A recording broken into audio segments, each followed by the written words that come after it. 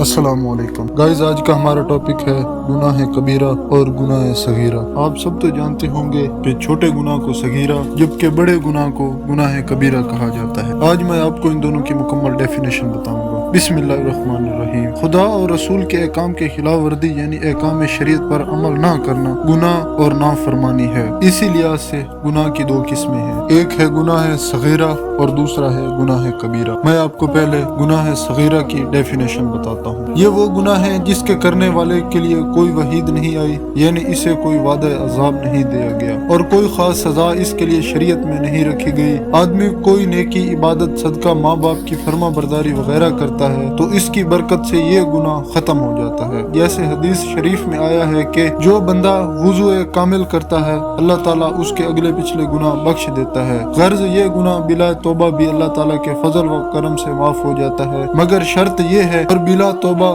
کیے اس کی معافی نہیں ہوتی۔ اب میں آپ کو گناہ کبیرہ کی ڈیفینیشن بتاتا ہوں۔ جب انسان کسی گناہ کا ارتکاب کرتا ہے تو اس سے اس کی پاکیزہ اور معصوم فطرت متاثر ہوتی ہے اور آہستہ آہستہ وہ گناہوں سے مانوس ہو جاتا ہے۔ حدیث شریف میں ہے، حضور پاک صلی اللہ علیہ وآلہ وسلم نے فرمایا، جب بندہ کوئی گناہ کرتا ہے اس کے دل میں ایک سیاہ نقطہ پیدا ہو جاتا ہے۔ جب وہ اس گناہ سے باز آتا ہے اور توبہ و استغفار کرتا ہے تو دل صاف ہو جاتا ہے، اور اگر پھر گناہ کرتا ہے تو وہ نقطہ بڑھتا ہے یہاں تک کہ تمام قلب سیاہ ہو جاتا ہے، جو اس کی نافرمانی پر دلیر اور جری کر دیتا ہے، اور یہ بے باکی و جسارت اسے لے ڈوبتی ہے۔ گناہ کبیرہ سے آدمی خالص توبہ و استغفار کیے بغیر پاک نہیں ہوتا۔ قرآن و حدیث میں جن کبیرہ گناہوں کا ذکر آیا ہے ان میں سے کچھ یہ ہیں: ناحق خون کرنا، چوری ڈکیٹی کرنا، یتیم کا مال ناحق کھانا، ماں باپ کو تکلیف دینا، سود کھانا، شراب پینا، زنا کرنا،